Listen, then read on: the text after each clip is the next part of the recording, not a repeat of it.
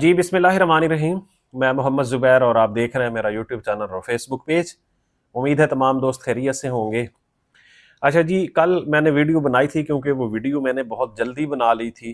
और ये जो पेपर है, इसका प्लान जो है वो बाद में शेड्यूल हुआ और उसका सिलेबस भी बाद में बताया गया। मैं बात कर रहा हूँ असिस्टेंट डायरेक्टर एमओडी की। तो फिर मैंने पोस्ट लगा दी थी कि जी करेक्शन कर लें कि पेपर जो है वो 11 और 12 अप्रैल को जो है वो एमओडी शेड्यूल करने जा रहा है screening test for assistant director. तो इससे ये लगता है कि इनके असिस्टेंट डायरेक्टर के पेपर्स के बाद मेरे ख्याल में हफ्ते, डेढ़ हफ्ते या 2 हफ्ते के बाद शायद जो है वो सब इंस्पेक्टर और बाकी जो इनकी पोस्ट हैं उनका भी शेड्यूल हो जाएगा। आज मैं आपके साथ बात करूंगा ये जो सिलेबस ऑफिशियली अनाउंस हुआ है, इसको हमें किस तरह से देखना चाहिए। और हम इसकी अभी बहुत शॉर्ट टाइम है क्योंकि अगला हफ्ता इतवार जो है उसके करीब पेपर क्योंकि हो जाएगा, 11-12 तारीख जो आ गई है। तो अब हमें लास्ट वीक में क्या करना चाहिए। सबसे पहली तो बात यह है कि पेपर का जो उन्होंने सिलेबस दिया है उसको समझने की ज़रूरत है। पेपर है 200 नंबर का, मीन 200 एमसीक्यूज होंगे। हर एमसीक्यूज के ऊपर आपका 1 नंबर होगा और आपकी डिडक्शन होगी, नेगेटिव मार्किंग होगी 1.25%। जो आप जितने सवाल गलत करेंगे तो जो ठीक होंगे उनमें से पर क्वेश्चन 0.25 0.25 जो है वो डिडक्शन हो जाएगी।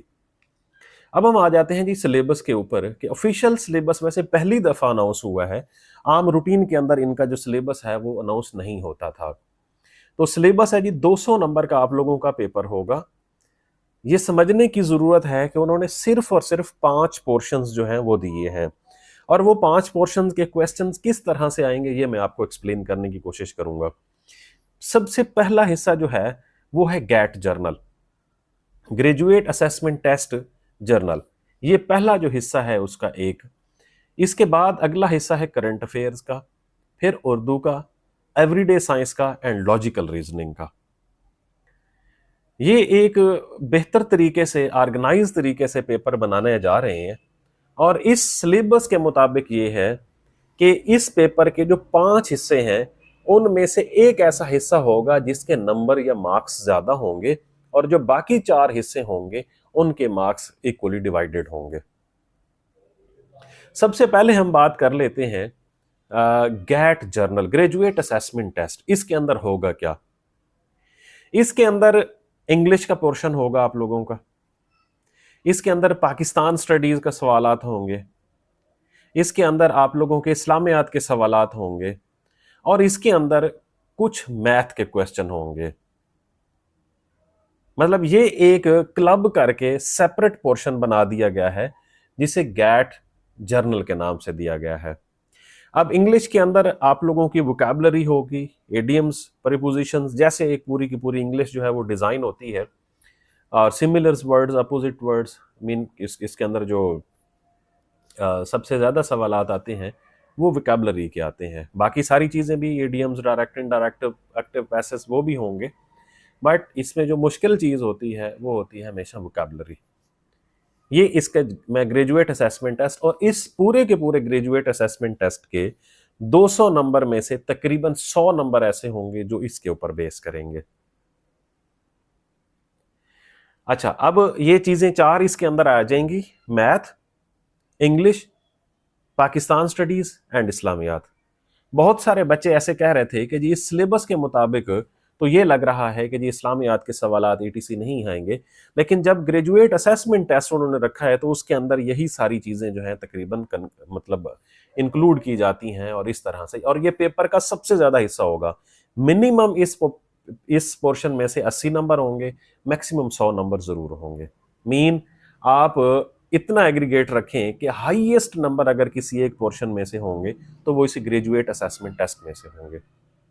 इसके अंदर कुछ क्वेश्चन जनरल नॉलेज के बारे में भी पूछे जा सकते हैं, like geography of Pakistan, Pakistan studies के अंदर ही आते हैं वो। तो वो आप लोगों को इस पर जरूर हासिल मतलब मालूमात होनी चाहिए। अगला हिस्सा है उर्दू का। अब हम अगर इसको 80 से 100 मार्क्स के दरमियान तकसीम करते हैं तो उसके बाद उर्दू हमारे पास बचती है current affairs, everyday science and logical reasoning. ये 4 ऐसे हिस्से हैं इन 4 के तकरीबन 25-25 सवालात या 30-30 सवालात पेपर के अंदर आएंगे। तो अब आपने उसकी वेटेज उसके मुताबिक देखनी है कि इतने ज्यादा सवालात उसके अंदर ऐड किए जा रहे हैं। सबसे पहले आप आ जाते हैं करंट अफेयर्स के। मैंने कल भी आपको बताया था कि ये एक करंट अफेयर्स की मेरे पास एक मतलब डॉक्यूमेंट है, ये मेरे साथ शेयर किया गया है। ये बुनियादी तौर पर वर्ल्ड टाइम्स का जो मैगजीन है, उसके अंदर आप लोगों को पता है, जो आप में से जितने भी CSS PMS के एस्पायरेंट्स हैं, वर्ल्ड टाइम्स मैगजीन हर महीने आता है। उसके अंदर 4 ऐसे सफ़ात होते हैं जो जनरल नॉलेज, करंट और करंट अफेयर्स के ऊपर होते हैं, नेशनल इंटरनेशनल। ये उन 2 सालों के जनवरी 2024 से लेकर जनवरी 2026 तक 2 सालों के कंपाइल किए गए हैं। हर महीने लेते होंगे डेफिनेटली ये, जिन्होंने मेरे साथ शेयर किया है, और फिर उसके बाद उन्होंने इसको कंपाइल किया। वैसे तो ये मेरे ख्याल 450-500 रुपए का मैगजीन आता है एक, तो उन्होंने फिर इसी तरह से 24-25 मैगजीन को मिला के एक छोटा सा बुकलेट इसका बनाया है। इसमें सिर्फ वही पार्ट है जो करंट अफेयर्स के हवाले से आता है।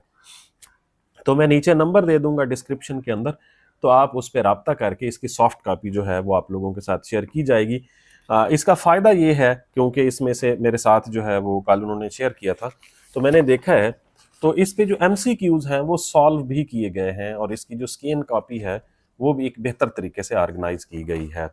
तो करंट अफेयर्स के लिए कितने साल का करंट अफेयर्स होना चाहिए, क्योंकि इसके अंदर ये डिटरमिन नहीं है कितने साल का होना चाहिए, तो एटलीस्ट मेरे ख्याल में पिछले 2 साल के जो इवेंट्स हैं वो इसके अंदर अगर आप इंक्लूड करेंगे तो आपका करंट अफेयर के जो 25 से 30 नंबर हैं वो कवर हो जाएंगे। अगला हिस्सा हमारा है उर्दू का। अब उर्दू के अंदर उर्दू ग्रामर भी आनी है, आप लोग याद रखें। उर्दू के कुछ फिक्रे भी आ सकते हैं कि इनमें से इनका दुरुस्त जो है फिक्रे क्या हो सकते हैं। उसके बाद कुछ हो सकता है कि किसी न किसी किताब का तज़किरा भी आ जाए कि ये किताब किसकी लिखी हुई है, लेकिन ज्यादातर सवालात इसके अंदर उर्दू ग्रामर के आएंगे। अब उर्दू ग्रामर का जो हिस्सा है जो कि 25 से 30 नंबर पर बेस करेगा, अब आप उसको कहाँ से तैयार कर सकते हैं? पब्लिक सर्विस कमीशन के आप पास पेपर्स पढ़ते हैं, उसके अंदर MCQs आते हैं, आप वहाँ से तैयार कर सकते हैं। और अगर आप में से वो लोग जो पब्लिक सर्विस का नहीं देते क्योंकि वो मुख्तलिफ सूबों से हैं, तो आप अभी इंटरनेट के ऊपर जाएं और कलीद उर्दू एक किताब है, अभी उसको जो है डाउनलोड करें, फ्री में उसकी PDF कॉपी अवेलेबल होगी, और उसके एंड के ऊपर कोई 20 के करीब MCQs पेपर दिए गए हैं मॉडल पेपर्स के नाम से। अगर आप उनको सॉल्व करेंगे तो आपको बहुत ज़्यादा बेहतर अंडरस्टैंडिंग डेवलप हो जाएगी उर्दू के 25 से 30 नंबर के हवाले से। अब आ जाते हैं जी एवरीडे साइंस।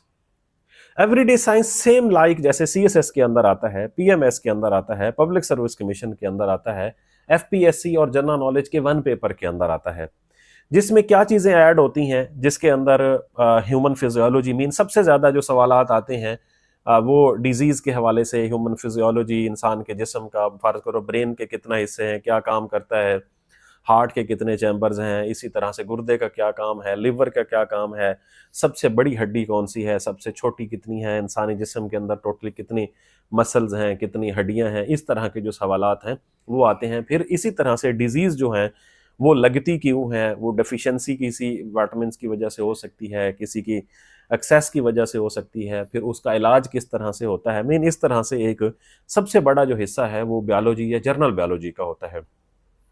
इसी के अंदर दूसरा हिस्सा जो है वो होता है केमिस्ट्री के अंदर, जिसमें केमिकल बॉन्डिंग्स वगैरह के बारे में, पीरियोडिक टेबल के बारे में सवालात आते हैं, और घर में जो हम आम रूटीन के अंदर जो कुछ चीज़ें यूज़ कर रहे होते हैं, लाइक कोई मतलब हार्ड वाटर क्या होता है, मतलब इसी तरह के कुछ सवालात जो हैं वो आपसे पूछे जा सकते हैं।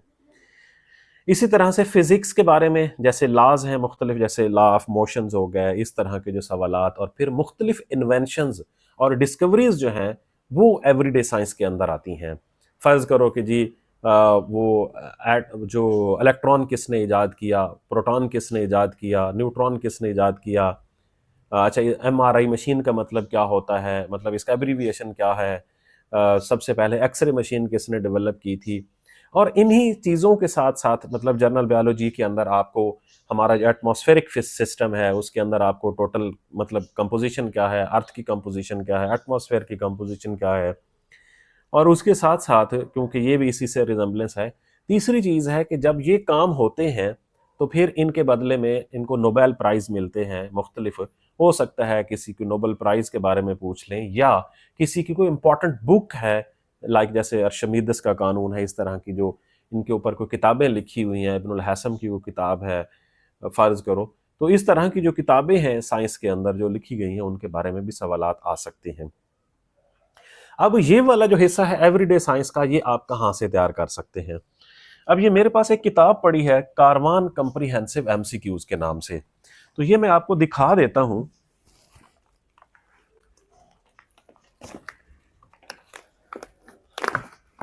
ये एक बहुत अच्छी किताब है, पर्टिकुलरली एवरीडे साइंस के हवाले से। ये कारवान कम्प्रीहेंसिव एमसीक्यूज, ये 2025 का एडिशन है। इसके अंदर एक पूरे का पूरा हिस्सा है और उस हिस्से का नाम है एवरीडे साइंस। और मुझे लगता है कि आप में से जो बंदा भी इस किताब में से वो एवरीडे साइंस का हिस्सा पढ़ के जाएगा, स्पेसिफिकली एवरीडे साइंस का, तो मुझे लगता है वो उसके लिए काफ़ी हो जाएगा, क्योंकि इसके अंदर तकरीबन 60 से 70 पेजेस जो हैं वो एवरीडे साइंस के ऊपर बेस करते हैं, जिसमें केमिस्ट्री भी है, जिसमें फिजिक्स भी है, जिसमें बायोलॉजी, ह्यूमन फिजियोलॉजी, डिजीज़ क्या है, और वाइटमिन्स के हवाले से पूछा जाता है। मुख्तलिफ साइंसी नेम जो हैं उनके बारे में सवालात हैं इसके अंदर। और इसके अंदर जो नोबेल इनाम याफ्ता लोग हैं उनके बारे में, या उनके जो इन्वेंशंस और डिस्कवरीज, ये सारी चीज़ें इसके अंदर ऐड हैं। दोबारा मैं आपको बता देता हूँ, ये कारवान कम्प्रीहेंसिव एमसीक्यूज, तो ये सर्च कर लें। मेरे ख्याल में ये भी इंटरनेट के ऊपर होगी, नहीं तो मैं नीचे जो नंबर दे दूंगा उस पर भी आप लोगों को अवेलेबल होगी। ये भी आपको बहुत मदद करेगी। अब हम आ जाते हैं जी, आखिरी हिस्सा है लॉजिकल रीजनिंग का। देखें, इसको उन्होंने जीआरई से, मतलब जो गैट है उससे अलग कर दिया है। पहले ये गैट का हिस्सा, मतलब अगर हम देखें कि लॉजिकल रीजनिंग को अलग से इस वजह से रखा गया है कि उन्होंने गैट के अंदर वो स्पेसिफिक चीज़ें रख दी हैं जो हमारे कैंडिडेट शुरू से पढ़ते आ रहे हैं। उन्होंने इंग्लिश पढ़ी है, उन्होंने पाकिस्तान स्टडीज़ पढ़ी है, इस्लामियात पढ़ी है, उन्होंने मैथ पढ़ी है, उसको उन्होंने अलग से हिस्सा कर दिया है। और जो एनालिटिकल या लॉजिकल रीजनिंग है, इसको सेपरेट कर दिया। पेपर के अंदर जो सबसे बड़ा डिसाइसिव फैक्टर होगा इस दफा, वो होगा आप लोगों के 3 फैक्टर्स होंगे। जिस बंदे ने इन 3 हिस्सों के ऊपर काम किया उसके कामयाबी के बहुत ज्यादा चांसेस होंगे। जिसने इंग्लिश के ऊपर काम कर लिया सेपरेट करके, जिसने करंट अफेयर्स के ऊपर, और लॉजिकल रीजनिंग के ऊपर। अब लॉजिकल रीजनिंग आप कहां से कर सकते हैं, ये बहुत इंपॉर्टेंट क्वेश्चन है। आप यूट्यूब के ऊपर किसी न किसी को कोई सीरीज देख सकते हैं जी, लॉजिकल रीजनिंग किस तरह से हो सकती है। इसी तरह से आप कोई एग्जाम विडा एक वेबसाइट है, अगर आप वहां पर जाएं तो एनालिटिकल रीजनिंग या लॉजिकल रीजनिंग जो है उसके क्वेश्चंस मौजूद हैं बाकायदा, तो आप वहां से देख सकते हैं। आप लोगों को बहुत बेहतर एक्सरसाइजेज वहां से मिल जाएंगी। या कुछ कोई ऐसा बंदा जो लेक्चर देता हो एनालिटिकल रीजनिंग के ऊपर, और उसके लेक्चर्स यूट्यूब के ऊपर मौजूद हो, तो आप देखें तो आपकी बेसिक अंडरस्टैंडिंग होगी। अब किताब उसके लिए कौन सी काम आ सकती है, तो किताब सिर्फ गैट की किताब काम आ सकती है। आपके ग्रेजुएट असेसमेंट टेस्ट जो डोगर वालों की पहले किताब थी, अब मुझे नहीं मालूम कि मार्केट के अंदर है या नहीं है, बट जो गैट की किताब है वो आप लोगों के बहुत काम आएगी इस हिस्से को समझने में, क्योंकि इसमें रिलेशनशिप्स पूछे जाते हैं जी, ये 4 लोग हैं, इसमें से बड़ा ये है, छोटा ये है, और इनकी उम्र कितनी हो सकती है, इनके अब्बे की उम्र क्या होगी। इसी तरह से 6 लोग इकट्ठे बैठे हैं बेंच पर, ये इस तरतीब है, उस तरतीब में के जो है वो एम के साथ बैठा हुआ है, एम जो है वो वी के साथ बैठा हुआ है। इस तरह से क्लबिंग जो होती है उस पर भी क्वेश्चन पूछे जाते हैं। एक महफिल है, उसके अंदर 50 लोगों ने एक दूसरे के साथ हैंड शेक किए हैं, तो बताएं जी कितने हैंड शेक हुए। इसी तरह से जी कि एक जू के अंदर जो है वो आपको टोटल जो है वो इतनी लेग्स नज़र आ रही हैं और इतने सर नज़र आ रहे हैं, तो बताएं जी उसमें से जो 4 टांगों वाले जानवर कितने हैं और 2 टांगों वाले परिंदे कितने हो सकते हैं। मीन इस तरह के सवालात पूछे जा सकते हैं। ये एक लॉजिकल रीजनिंग है। मेरे ख्याल में इसके लिए एग्जाम वीडा की वेबसाइट अच्छी है, अगर आप देखेंगे। अगर आपके पास गैट की किताब किसी के पास है तो आप वो देखें। अगर ये दोनों चीज़ें नहीं हैं तो फिर यूट्यूब से मदद ले लें। अब आ जाते हैं कि इसका पेपर आपने जब अटैम्प्ट करना है, क्योंकि अगले इतवार को इसका पेपर हो जाएगा।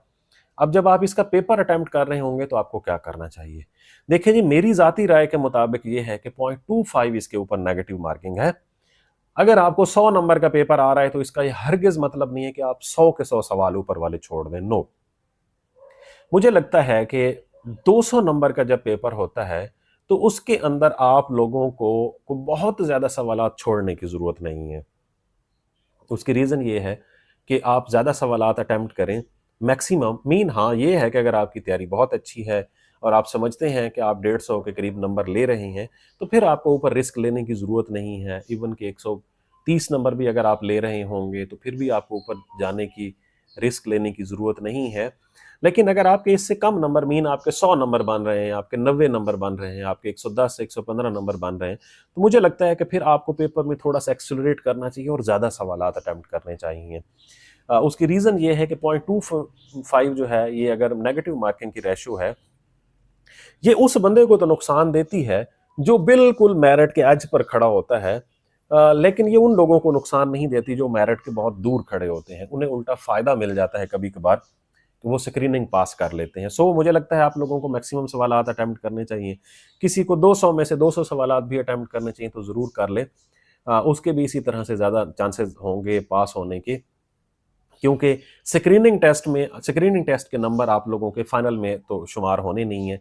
अगले हिस्से में आप सिर्फ ऐसे के लिए जाएंगे, पहली बात। और डिस्क्रिप्टिव पेपर के लिए जाएंगे। अच्छा जी, अब आ जाते हैं हम कि आखिरी हमारे पास एक वीक रह गया है। इसमें को बहुत ज़्यादा परेशान होने की ज़रूरत नहीं है, क्योंकि कल ही इसके मेरिट के बारे में डेवलपमेंट हुई है। तो पहले सॉरी, इसके सिलेबस के बारे में तो पहले किसी को मालूम ही नहीं था।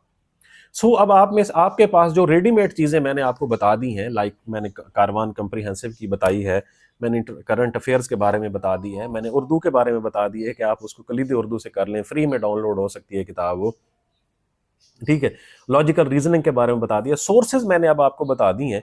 अब आप उन सोर्सेज को किस तरह से बेस्ट यूटिलाइज करते हैं, ये मेरे ख्याल में आपके ऊपर डिपेंड करता है। तो अब सब इंस्पेक्टर के बारे में लोग पूछ रहे हैं कि क्या इसका सेम सिलेबस होगा। सब इंस्पेक्टर के जो पेपर है उसके नंबर कम होते हैं, मुझे लगता है कि उसका सिलेबस भी सेम ही रखा जाएगा। तो आप लोगों को इसका सेम सिलेबस जो है उसी को मद्देनजर रखते हुए आप लोगों को फायदा हो गया, थोड़ा सा क्लू मिल गया है कि इस तरह के सवालात जो हैं वो इस दफ़ा आने वाले हैं। तो आप लोग अभी से उसके मुताबिक काम करना शुरू कर दें, इसी पैटर्न के मुताबिक, तो आप लोगों को बहुत फ़ायदा होगा। बहुत शुक्रिया।